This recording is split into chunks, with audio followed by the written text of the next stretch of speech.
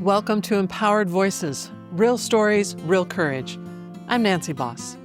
These archival videos are part of the Empowered Voices project, recorded during my international interview series, exploring confidence and the power of authentic expression. Each story offers a glimpse into how people from around the world find strength in their voices.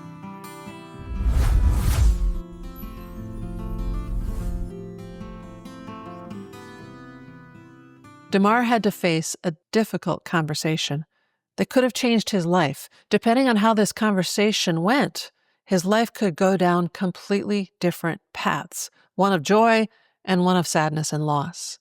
The courage that DeMar showed in having this conversation and how he had it, I think will be inspiring to many people. Here's DeMar. I had gone through the full spectrum of sexuality, starting out as heterosexual, bisexual, questioning, realizing I preferred men over women. And I just never really had the courage to talk to my parents about that. You thought it would hurt? We're not an especially religious family, but they just have very heteronormative ideas of how everything should go. Right. And so for the longest time, well, maybe I can be with the woman and all that stuff. Yeah, but just get by. Yeah, I've seen it in other places. So I was like, I was like, I don't want to do that. I was also more financially dependent upon them, and not that I was really fearful of being. There's risk. Yeah, there's definitely risk in that. So I waited until I felt a little more financially secure with myself, just in the off chance that they're like, get out and don't come back. I hear you, because it has happened to people. Yeah, it happened to my boyfriend, in fact. Oh my gosh. Yeah. So that fear is totally founded in what you've seen before. Oh. Let me ask you about them a little bit. Sure. Was it the culture as a whole? You said it wasn't religion that was informing their decisions. So is it just, this isn't what we people do? I think, and for their part, rather, I think, I was around women, I had dated women. Right. So it was a little bit of a surprise. And they had expectations of a daughter-in-law and grandchildren. I am the fourth of my name, so yes, there's a little bit of oh my God. pressure for lineage. Pressure there. Yeah. Wow. But more afraid of my father because he grew up in a very, again, heteronormative household, was in a fraternity, played sports, and I did a lot of those things too. So I think their assumption and expectation was just that I would be straight. Yeah.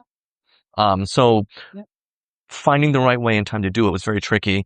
I don't know why I landed on this decision, but I sort of wanted to be involved with somebody before I told them. And so I just finished grad school, moved back to North Carolina, and I started seeing my current boyfriend back then.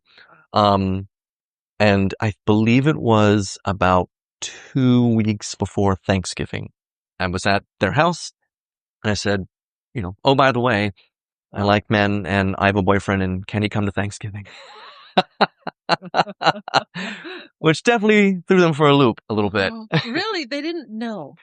I legitimately think that's right. Yeah. Because not that I was necessarily hiding. I wasn't purposely hiding it. Right. I was in the arts.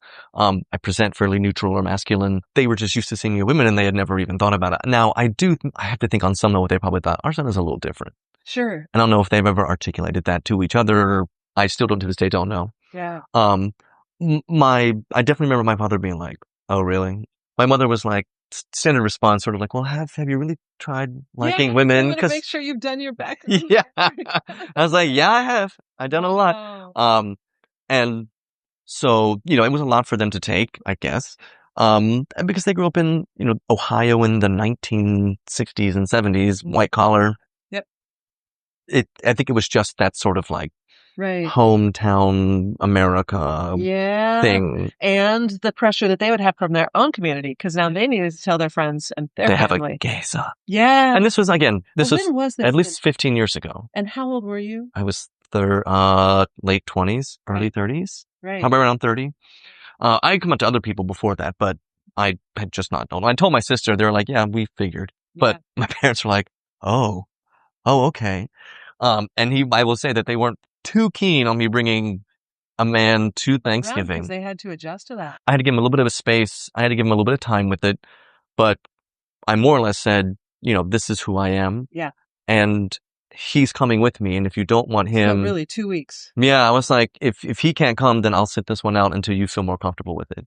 And that, I think, I like to use it as a negative strategy, but I think it was just the fear of losing me entirely. Yes, because now they were assuming the risk. Yes. If they didn't come into the game, then. And there was a really nice moment, like, there are only a few people I think could interact with my parents in a way that I think makes them at ease. And his name is Nick. He just happened to be the one that could do it. Oh, that's so good. So like, very formal hello. Yeah. Respectful. Yeah. But by the end of the dinner, Thanksgiving was a bunch of people, my father gave me a big hug and said it's okay. And so it was a relatively quick and could have gone many different ways.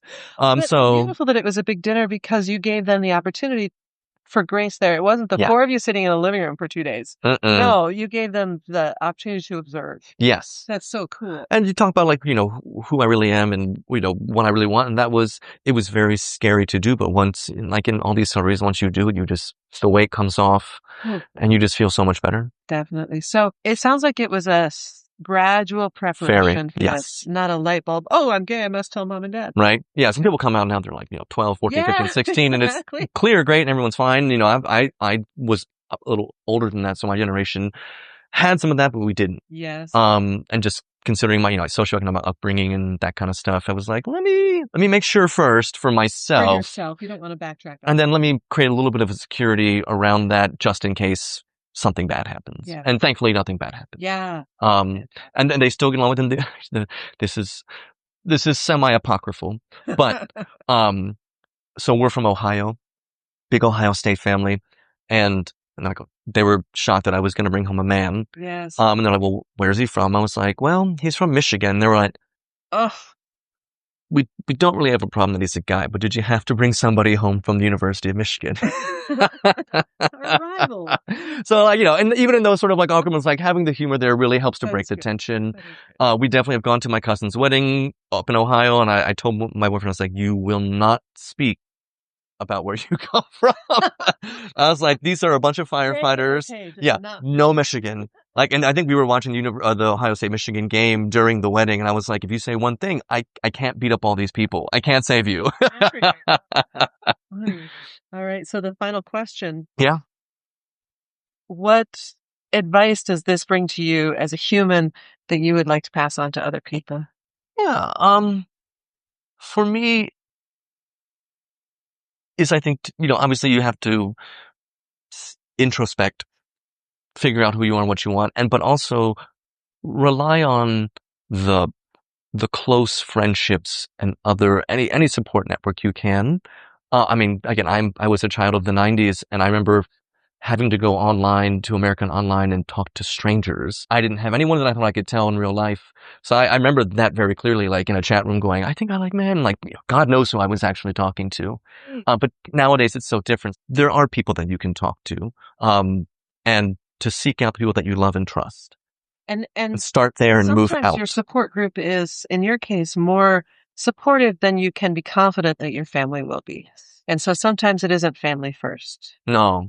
And it's chosen family in certain regards as well. Finding those little connections, but just the whole point is that the longer you keep it inside yourself, the more it's going to build up, and there's a greater potential for psychological, physical manifestations of the psychological crap. Yeah. Yeah, 100%. So that's the biggest thing is to, whatever your situation is, find at least one person that you can trust. Yeah. And allow them in. And that's hard sometimes because that could be family, that could be someone that was very close to you. But those are the people that you have to let go. And that's hard to do, but it is necessary for your own well-being.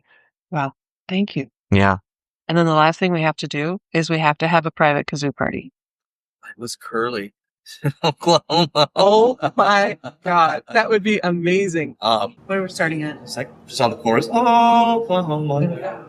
2. This is too low for me. I can't do it. I'll get higher.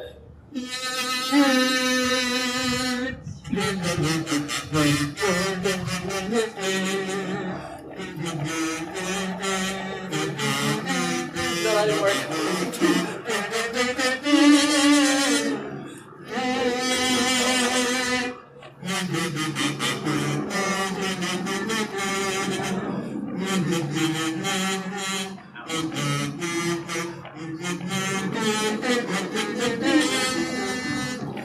Awesome. Thank you. Thank you. These stories remind us that courage sounds different for everyone. Join me for more voices from around the world that rise, connect, and resonate with strength and authenticity.